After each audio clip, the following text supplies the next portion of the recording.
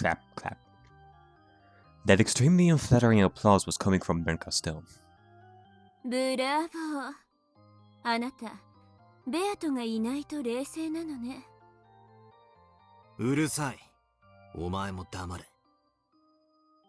お待ちなさいよ、バトラー。あんたの高校説によるなら、夏日しかいない場所には金像が現れることは確かに可能かもしれない。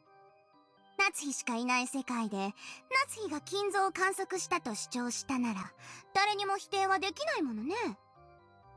でもあの場にはカノンが居合わせて、彼も金像を見てるのよ。それをどう説明する気なのよ。Well, on a surface level, it would be that Natsuhi basically told Kanon to keep it a secret as well, and believe in the existence of Kinzo as well, thus adding to Natsuhi's reality in that case. In a fictional sense, it's basically Natsuhi's story, a story within a story, and in Natsuhi's story, the accepted reality is that Kinzo is still alive. And, well, the servants, like Kanon, they easily believe that he is alive because that is what Natsuhi is telling us for her story. She's telling us that the servants are believing in that. So, there's my answer to you.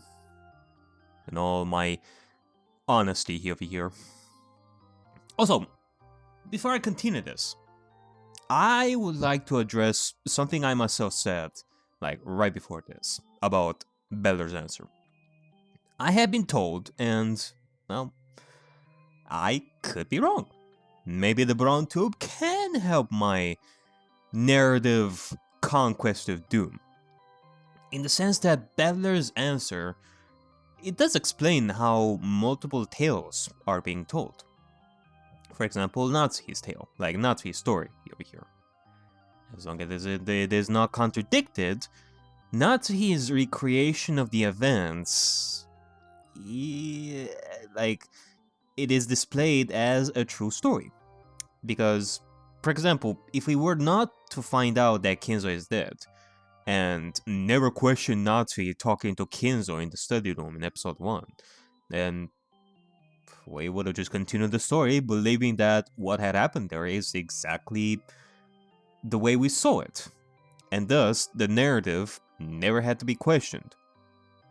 But it is because we have learned these contradictions that suddenly that true narrative became an unreliable narrative. Similarly to how if we were to look inside the Brown Tube, we would figure out that there is more to that Brown Tube than what we originally thought on a surface level. Examining the Brown Tube is the equivalent of examining the narrative. Congratulations, everyone. With your help and my stupidity and stubbornness, I managed to activate the next layer of Umineko. Yes! Yes! Oh god, yes! My mind has been expanded. The prophecy is true. Okay, back to Umineko. まったく問題ないな。カノン君は後ろ宮家に雇われてる使用人だ。夏日おばさんにじい様の死を隠すために口裏を合わせるように命令されてるはずさ。だから夏日おばさんと同じように存在しないはずのじい様を見ることができる。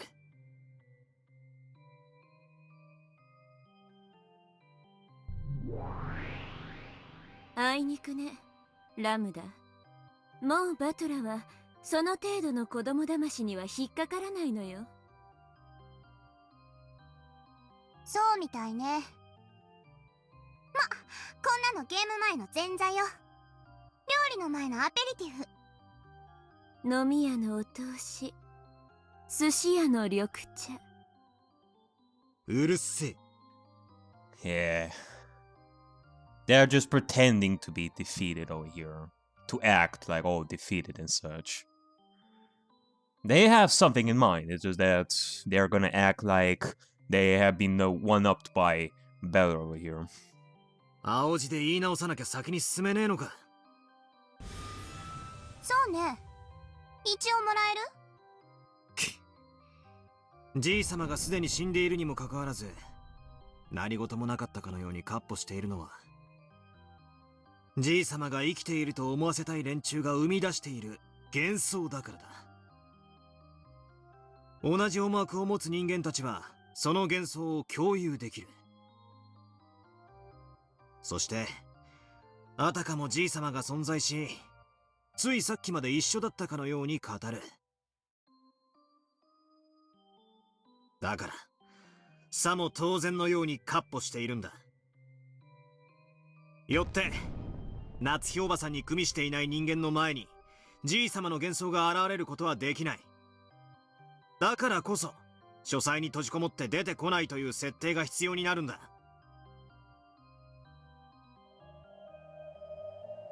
In the games before now, grandfather was always shut away in his study. We never met him directly.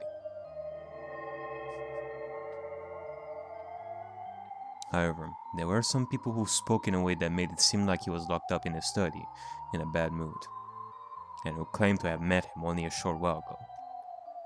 We bluntly accepted that and believed that grandfather was in the study. And that's why it was possible for an illusion of grandfather to exist in the study. And that's right. In the games before now, the only people who met grandfather was Uncle Kraus, Nazi, and servants. Because they all stuck to the same story. An illusion of grandfather was able to exist on this island, making it seem like he was alive. ご丁寧にもお前のゲームの冒頭でじい様の死を隠すために夏日おばさんが南條先生たちを言いくるめるシーンまで見せてくれたじゃねえか。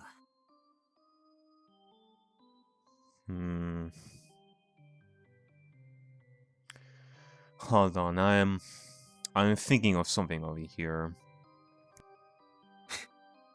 今さらこんな子供騙しには引っかからねえぜ。やるじゃない。Illusion, magic, and line. These are terms I've heard being explained before in how magic shows work. Like, I've heard this from Penn and Teller. Illusion is... well, it's not the same as magic. I mean, here we have Beller use the word illusion. If it was synonymous with magic, then it would be problematic for Beller, in the eyes of Lambda and Berncastel, that is. But yeah, it still stands, because an illusion is... it's not the same as a magic performance or a magic trick. Like I said before, that a magic trick is like an intellectual game between the performer and the audience. There is intellectual substance to even the simplest of tricks. Whereas an illusion is like using a mirror that, instead of showing you one thing, it just shows something else. It's a visual effect, nothing more. There aren't steps for the performer to learn that quote-unquote magic trick. That is not technically a magic trick. Like, what is there to learn about how to use a freaking mirror like that? Same case for the audience. There's not much substance to learning how it happened, because it's a visual effect. It's not that complex when you think about it. Same case here. The explanation that Beller gives here is basically synonymous with saying, oh, well, it's just a visual effect that is easily explained with Braun tube, and that there is no substance to this that can be analyzed in similar fashion to an actual magic trick. I do have to wonder what these people are thinking, like what their definition of illusion is. If it's the same as I know, if illusion is actually the same as magic in their case, or they're completely like illusion and magic are at each other's throats. They are not synonymous and such. So I don't know. I'm gonna have to think about this. 未知の薬物プルプルピコピヨとか期待してたのに。そんな妄言口にするわけもないでしょ。だってその存在を仮定することはファンタジーに屈したのと全く同じだもの。ウイルスだろうと薬物だろうと病気だろうと未知の要素である限りノックス第4条に違反する。 Knox's fourth commandment. Heyo! ん？第4条って何の話だ？ノックス第4条、未知の薬物および難解な化学装置の使用を禁ず。殺人にこれを用いてはならないという規則よ。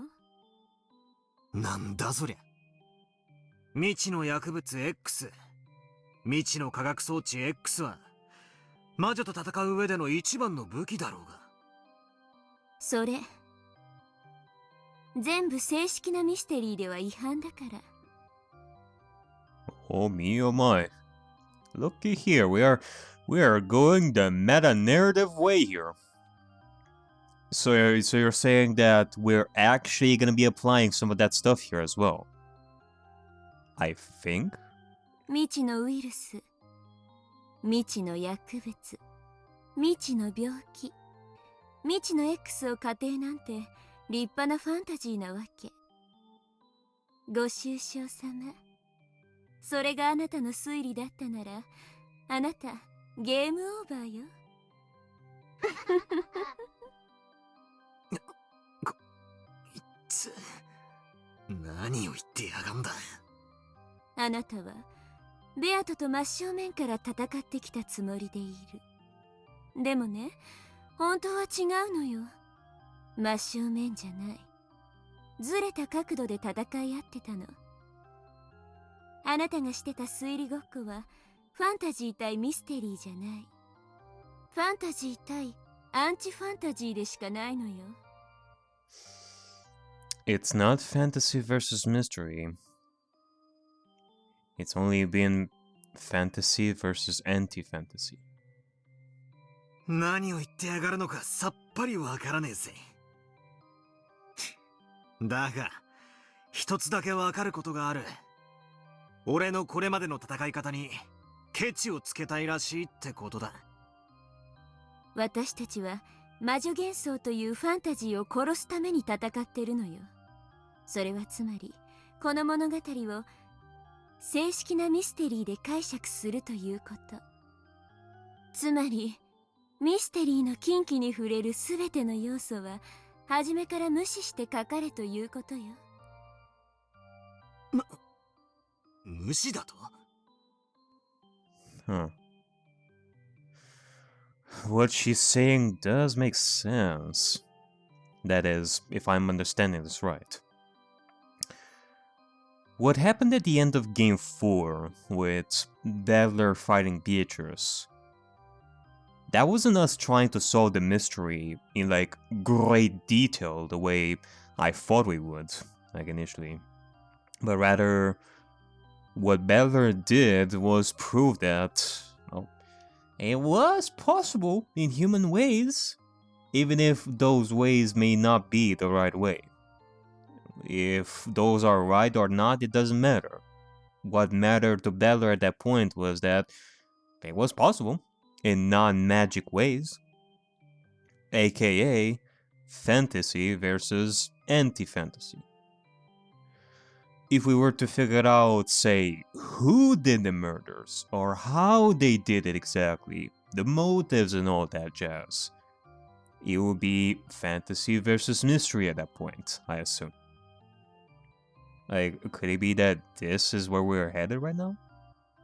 Like, Ronoe did say that these games that Ben Castell and Lambda are creating lack in something that is no longer there. Like love, or how it is dishonorable to Beatrice's games. Is it because these girls are trying to tackle it in a mystery-solving way, more than we did before? Oh. 例えばこれまでのゲームで何度も密室殺人があったでしょ。ああ。あなたはベアトとその度に犯行現場で隠し扉が存在しないかどうか随分と熱心に確認していたわね。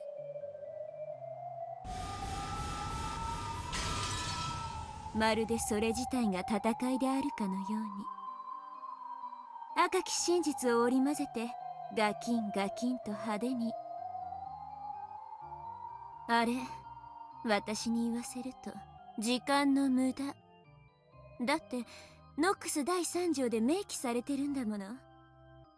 秘密の通路の存在を禁ず。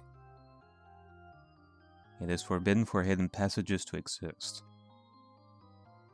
ミステリーではね、秘密の通路はあっちゃいけないの。つまり、正式なミステリーとして解釈しようとする場合、隠し扉があるのかどうかなんて論争、初めからしたら負けなのよ。だってないんだから。存在するかもしれないと疑う時点でもうゲームオーバー。 Wait a minute. Didn't we have this same discussion before? Yeah, I mentioned that this is wrong, and that the commandment said that no more than one secret passageway is allowed. Not that they are not allowed at all. I remember this, Beatrice mentioned this at some point, right? But, you know what, fine. This is splitting hairs at this point, and I get it. Secret passageways and exits are cheap, so I wouldn't blame you or anyone else of imposing this rule specifically. In fact, I could have been wrong all the time. Maybe the language used in those rules was much older, and it truly meant no passage. And I always interpreted it as at least one. But, it doesn't matter really. If you were to tell me that there are no hidden passages and no stuff like that, in a red truth, I believe you. In a room. But you know what? This is interesting. Oh, okay, this is not specifically said in red, I guess, but if we were to treat this as a proper mystery, given your definition over here, Baron Castell, using the Knox's commandments, then basically what you're saying is that there are no hidden passages or exits at all in this story. Nada. Kaput. Boom. There you go. There is never a hidden passage to begin with. And in that sense, well, there's not really anything to complain here. I won't complain about that whatsoever. When it feels like there is no other way, well, there is definitely going to be another way. You just have to think harder. つまり犯行現場に隠し扉が存在しないことが証明されてないから推理できないなんて。甘ったれたあなたはミステリー失格。その時点でゲームオーバー。ミステリーで解釈する戦いをしてるつもりだったんでしょ。ならミステリーのお約束にちゃんと従わなきゃ。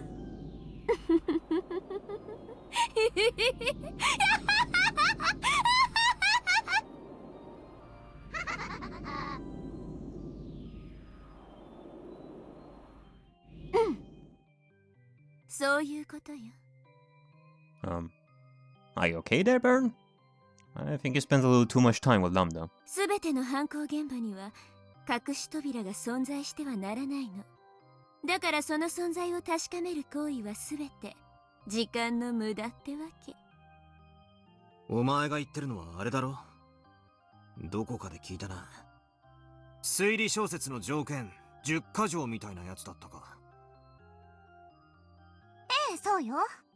希代の魔女狩り大司教ノックスが振りかざす魔女をうがつ10本のくさびよ。 The Peerless Archbishop of Witch Hunting. Oh man. I I can imagine the power and magic resistance that guy must have. I mean, he is well known. He must be like a legend among legends over here. The one that the witches fear the most. Sounds quite epic. それこそが魔女幻想というファンタジーと真正面から戦い打ち破るための正しい武器。さすがベルンね。厄介な武器を持ち込むこと、ファンタジーの大敵だわ。へえ。犯行現場を調べもせずに隠し扉の存在を初めから否定できるなんて、俺にはそれこそファンタジーだぜ。魔女側を受け持つラムダはファンタジー。それと戦う私はミステリー。あなたはただファンタジーを否定してかわし続けるのがやっとのアンチファンタジー。何から何まで反対だけど対案は一つも出せない。あなたどっかの国の政治家みたいね。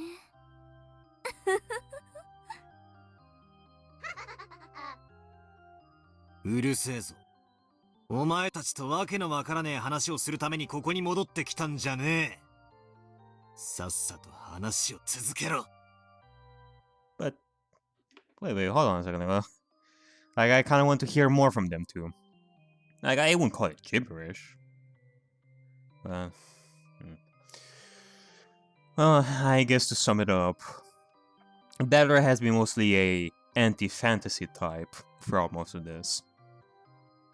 In fact, possibly the only time he has been effectively going in mystery perspective is like with the cigarette butt moment in episode 3. Like, that was quite a detailed explanation that Battler gave us there. You know, that can go beyond just denying fantasy.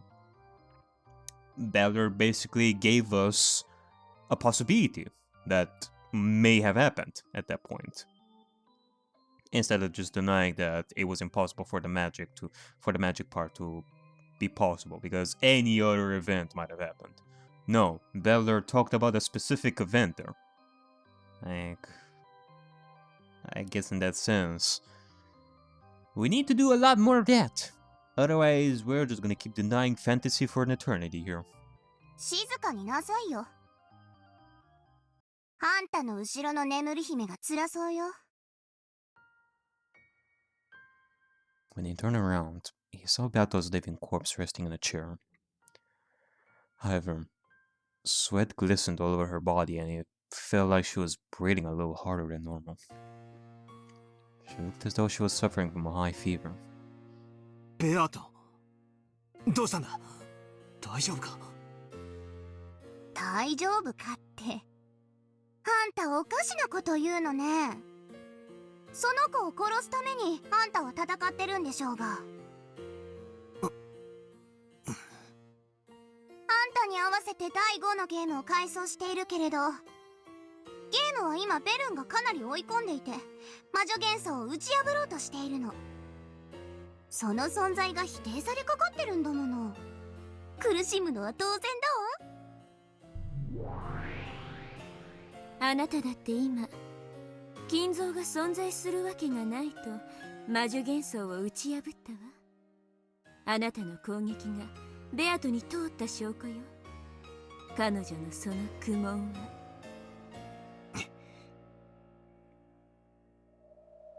I tried to at least wipe away the sweat on Bato's forehead with a handkerchief. It's true I promised Bato that I'd let her die. But I was supposed to be peacefully. I was planning to make her suffer first. My goal isn't to make the sleeping battle suffer like this before killing her. As if the complicated things inside me were plain as day to them. The two witches grinned together. So that means we have to... That means we have to quote-unquote kill her in a specific way. I did mention before the epitaph's last treasure of the witch sleeping peacefully and such, but how we would manage to do that, I couldn't tell you. Besides, better solving the epitaph and understand Beatrice. And figuring out what that sin is that Beller has in Beatrice's eyes. "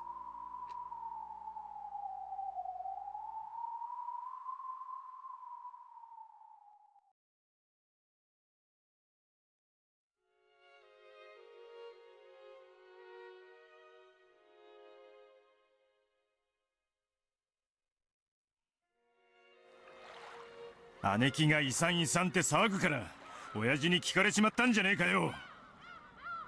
私のせいじゃないわよ。どうしようもないでしょ。たまたま廊下にいて聞かれてたなんて事故でしょ、事故。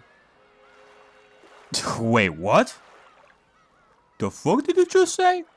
予算か2人とも。今回は運が悪かったと思って諦めるんや。男の機嫌なんてほっとけばコロッと治るもんやで。気分を害したお父さんがおかしな衣装を残さないでくれるといいわね。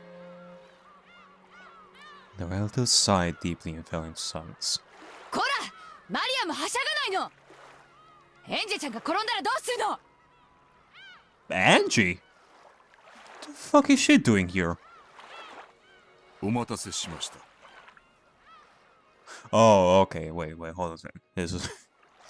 This is 1985, not 86. I was about to say, that was gonna be another turn of events over here. But still, whatever said about Kenzo here, like, it still surprises me. Unless Eva was talking about a past event with Kenzo before his death, that is. Not right now, but in, like, recent years. And Eva over here is being made fun of for her mistake in the past, once again. Like, they're reminiscing on their, well, I'm not saying failures, but, you know, the fun times before. 船の準備が整いました。ほな行くで。今はぐちぐち言っても始まらんで。またのご来島を心よりお待ち申し上げております。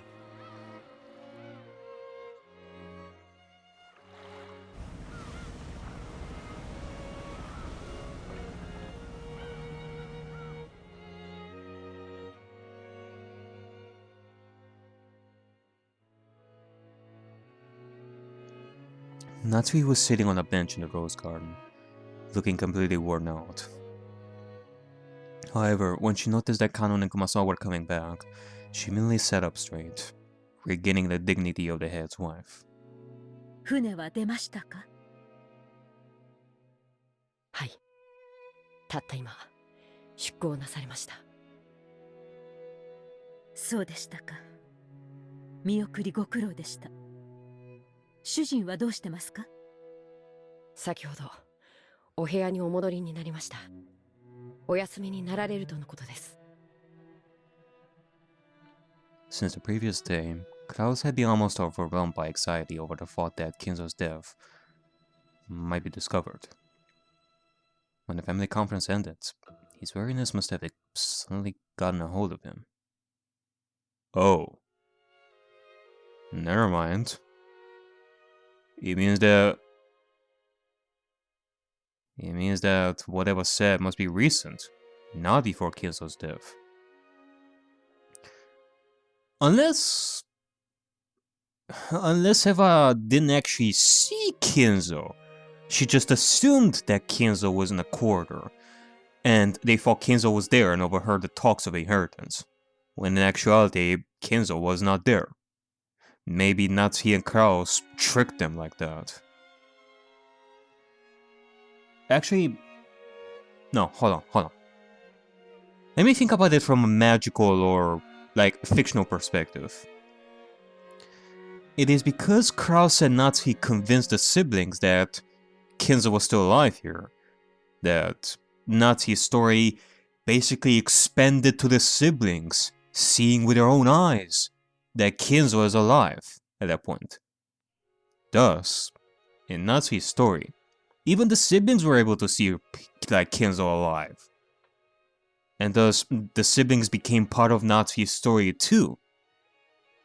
If the siblings were to figure out or think that Kenzo is dead though, then the story unravels and it has the outcome of what happens in episode 4, like with the siblings suspecting Natsuhi and Kraus. In fact, could it mean that what happened with Kenzo in the diner, like that massacre was because of Natsuhi? But the problem is that Kenzo was like radically different at that point. Like he was a monster. So can I say that Kenzo is still part of Natsuhi's story? If he acted so differently at that point? Yeah. Pain! However, the way he had refused to let even a sliver of his true intentions slip out, and the manner in which he had managed to act as though everything was normal, showed that Kraus's nerve was nothing to sneeze at. どうでしたか？彼らはお父様のことを不審がってはおりませんでしたか？いいえ。親方様に遺産分配の話を立ち聞きされたと。エヴァ様などはそれは大騒ぎでしたとも。ねえ、あの慌てっぷり、傑作でしたね。はい。大層取り乱しておいででした。しかし、熊沢もなかなかの演技力ですね。あの廊下での慌てっぷりは、本当にそこにお父様がいらっしゃったかのようでしたよ。熊沢さんは、そういうのが大変お上手ですから。Oh. So the siblings truly were tricked into believing that Kenzo was still alive. It was Kumasawa who did it. あら、やだやだ、褒めすぎですよ。Like if I am to think back on what Battler said before in his Blue Truth, he said something along the lines of those who share in the same intention create the illusion. I think that is what he said. Therefore, if I'm to go with what Beller is saying through his Blue Truth, because he could be wrong. Maybe there's like a totally different established rule for this illusion, like how an illusion works. But based on what Beller thinks, like what he thinks of how an illusion works, basically those who share the same intention are part of that illusion. Therefore, even what I said before about the siblings being part of the story, it doesn't count, because even if the siblings believe that Kenzo is alive, it's not like they share the same intention as Natsuhi and the servants over here. Thus, it's not possible for the siblings to have seen Kenzo even though he was dead, because they didn't share the same intention as Natsuhi and the servants.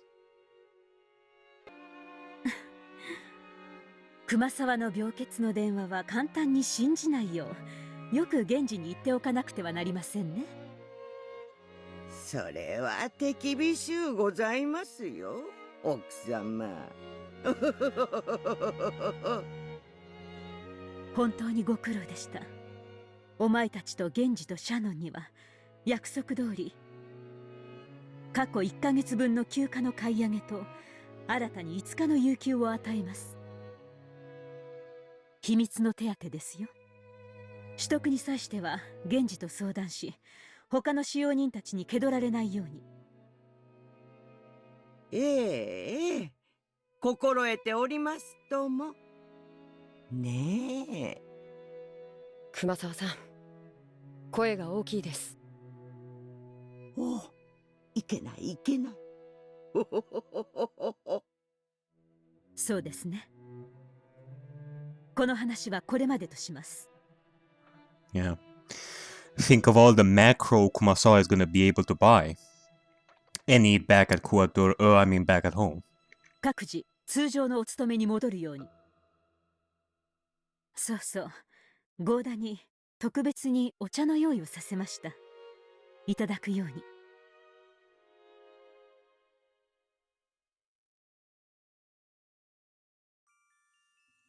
Natsuki let them know that she wanted to be left alone for a while, so that she could drink some black tea in the rose garden.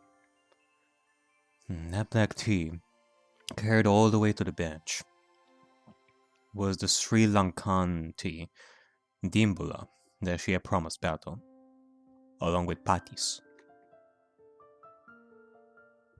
And sitting on the other side of it, the wife of the head and her witch could be seen, both of them staring at it curiously. これがパティスですか。私はてっきり焼き菓子のようなものだとばかり。Natsuki hadn't thought for a moment that it would have a curry-like spicy flavor, and had started coughing after putting it in her mouth. To describe it in Japanese terms, it was like aged gyoza, fried dumplings, stuffed with mashed, curry-flavored potatoes. As a savory snack, it would probably be pretty popular with the kids. However, it was something of a shock to Natsuki, who expected that a treat to go with tea would be something sweet. 知らんのか？ディンブラといえばこれだぞ。紅茶ならクッキー。ああ、チョコでもよいな。日本茶なら羊羹だが、塩昆布でもよい。中国茶なら小籠包。わらわは月餅も好きだ。驚きました。随分と文化に詳しいのですね。まあ、伊達に1000年は生きておらぬ。世界の名茶は一通り試した。お茶の世界旅行といったところか。確かに、それは立派な世界旅行ですね。このような紅茶の楽しみ方もあると、今日初めて知りましたので。これは貴重な体験です。わらわは六軒島より出られぬ身。これくらいしか旅をすることはできぬでな。そなたはどうか。富豪の妻らしく世界を優雅に旅してきたのであろうが。ジェシカが生まれる前は、主人はいろいろな国に私を連れて行ってくれました。嫁ぐまでは一度も海外旅行をしたことがなかったので、どれも新鮮な体験でしたよ。そなたも窮屈な家に生まれたらしいな。厳格でしたが、素晴らしい教育を施してくれましたよ。それを窮屈と呼んでは、お父様とお母様に失礼です。雄弁に窮屈であると語っておるわ。Klaus might have pitied Natsuki, or he might have wanted to take her away from the restrictive Ushirumiya family for a little bit and let her rest. Or he might simply have wanted to take his wife around countries he knew well and show off everything he knew. 主人はお父様と違ってアジアの国が好きで、香港、台湾、韓国にタイ。台湾 Oh my! マレーシアも行きましたっけ？クラウスめ、金蔵の西洋かぶれに反抗したつもりか。しかしアジアも良いぞ。日本人は丸ごと西洋かぶれだからな。外国といえば西洋しか想像せん。西があれば東もあろうに。私も西洋の知識はそこそこにありましたが、東洋の知識はあまりなかったもので、旅先でいろいろと主人にからかわれましたっけ。As Natsuki grumbled that they had all been very tiring trips, that was secretly peeked into her heart.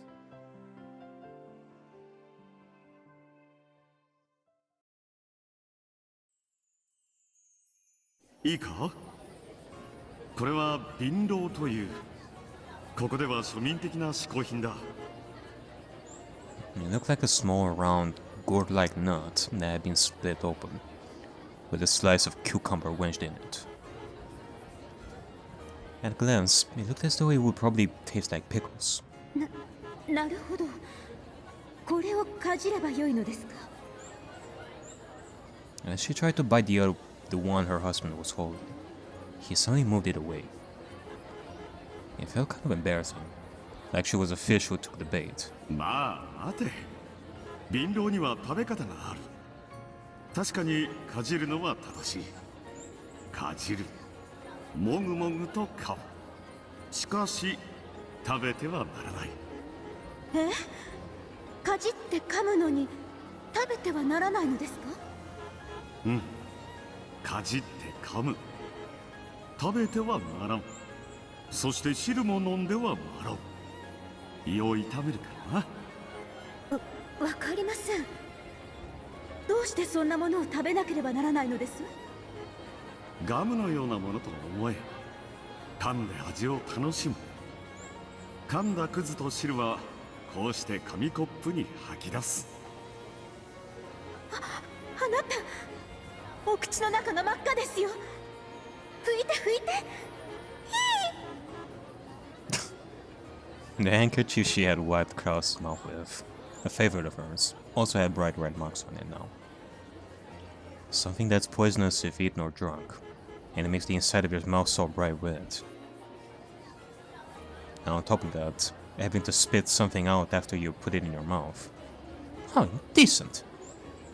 Thinking this, Natsuki firmly refused what Kraus was offering her. 嫌です、嫌です。結構です、結構です。こういうのは異文化体験だぞ。ここでしかできない体験をしなければ旅行の意味がない。Kraus kept chewing, ignoring the fact that even his lips were being colored bright red. こいつは親父殿も好きでね。昔は取り寄せたのか、屋敷のテラスでももぐもぐやっていたものだ。夏日が来てからはやめたようだがね。ほら、君が私よりも尊敬する親父殿も愛用していたんだぞ。ほらほら、遠慮なく試したまえ。いやいや、やめて、やめて、あなた。When he was traveling the world, Kraus had the innocence of a child. He wouldn't even conceal his jealousy of the respect Natsuki normally gave Kinzo. And just being able to see that side of her husband made traveling all the way to another country worthwhile.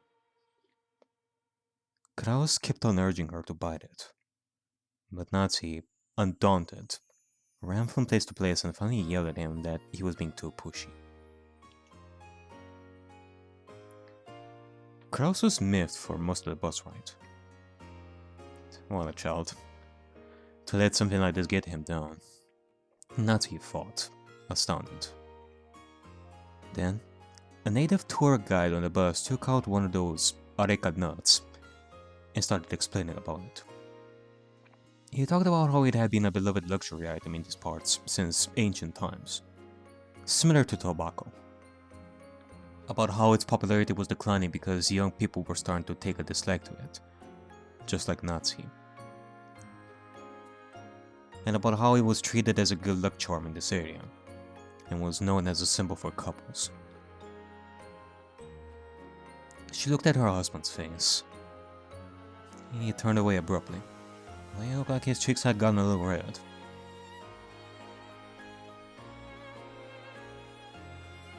んで、夫の肩に身を委ねて手なんか握っちゃったりしたわけか。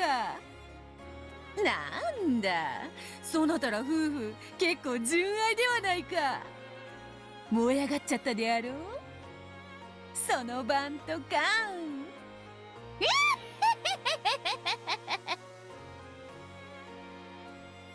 Red-faced and avoiding Battle's eye, Natsuki tried to hide her embarrassment by stuffing the patty's whole into her mouth, chewing with her cheeks puffed out like a blowfish.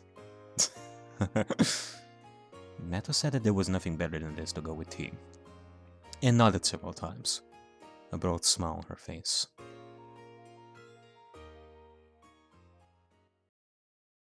もっとも、それも新婚の頃の話です。今は六軒島を出ることもできぬ身。カゴの鳥ですよ。それを言うならわらわも同じよ。死ねども死ねども六軒島よりは逃げられぬ。